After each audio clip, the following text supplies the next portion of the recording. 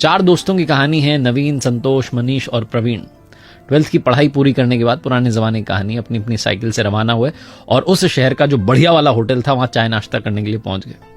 चारों ने मुश्किल से मिलकर 100 रुपए इकट्ठा किए थे। वहां पर जाकर के बढ़िया सी उन्होंने छोटी सी पार्टी कर ली। पार्टी खत्म होने को आई थी, वो पैसे लेने के लिए बिल लेकर के वेटर आया।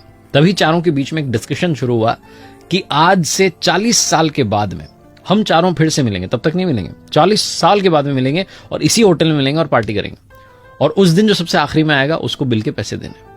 चारों ने कहा वो बहुत बढ़िया, बहुत बढ़िया। वो बच्चों वाली शर्त लगती वो लग गई। तो 40 साल के बाद मिलने का डिसाइड हुआ। वो जो वेटर था वो सारी बात सुन रहा था। उसने कहा ठीक है, अगर आप 40 साल बाद आते और मैं यहीं रहा तो मैं भी आपकी वो 40 साल बाद वाली पार्टी देखना चाहूंगा। 40 साल कब बीत गए मालूम नहीं चला। पूरे शहर का नक्शा बदल गया, मल्टी स्टोरी बिल्डिंग बन गई, फ्लाईओवर बन गए, सब कुछ चेंज हो गया। और चारों दोस्त जो थे उनकी जिंदगी तो कंप्लीटली अलग अलग हो चुकी थी। कोई इंजीनियरिंग के लिए दूसरे शहर में चला गया था, कोई सरकारी कॉलेज में दाखिला ले रहा था, कोई अपना बिजनेस शुरू कर चुका था। सब ने अपनी अपनी जो है जिंदगी जीना शुरू कर दिया था और जिंदगी में बहुत आगे बढ़ चुके थे। 40 साल बीतने के बाद में सबको तारीख याद थी, 1 जनवरी को मिलना था।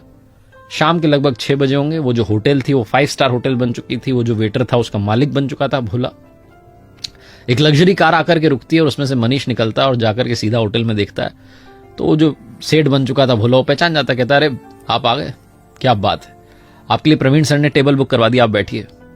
और आपने मुझे पहचाना कि नहीं, मैं वही वेटर हूं जो उस दिन था। बोला अरे क्या बात है, आप तो मालिक बन गए। मनीष को इस बात की खुशी हो रही थी कि मैं पहले आ गया, मुझे बिल नहीं चुकाना है। मनीष बैठा ही था कि थोड़ी देर के अंदर जो है संतोष आ गया। संतोष कहने लगा कि मैं तो बहुत बड़ा बिल्डर बन गया हूं। मनीष कह रहा था मेरी तो ज्वेलरी के शोरूम चल रहे हैं 3-4।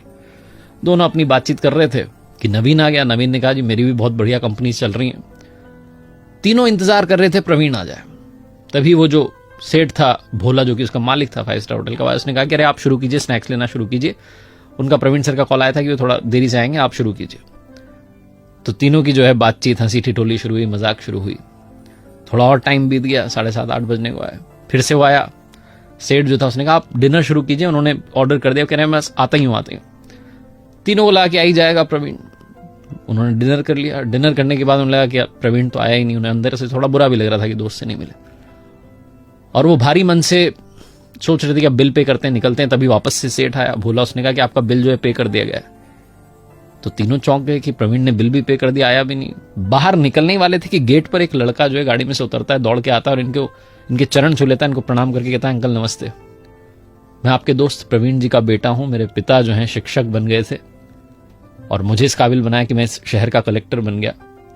लेकिन पिताजी 1 महीने पहले ये दुनिया छोड़कर चले गए। उन्हें बीमारी हो गई थी, बीमारी ने घेर लिया था। लेकिन उन्हें शर्त याद थी, 1 जनवरी की तारीख याद थी, इसलिए उन्होंने कहा था कि तुम सारे अरेंजमेंट कर देना, बस उन्हें बताना मत।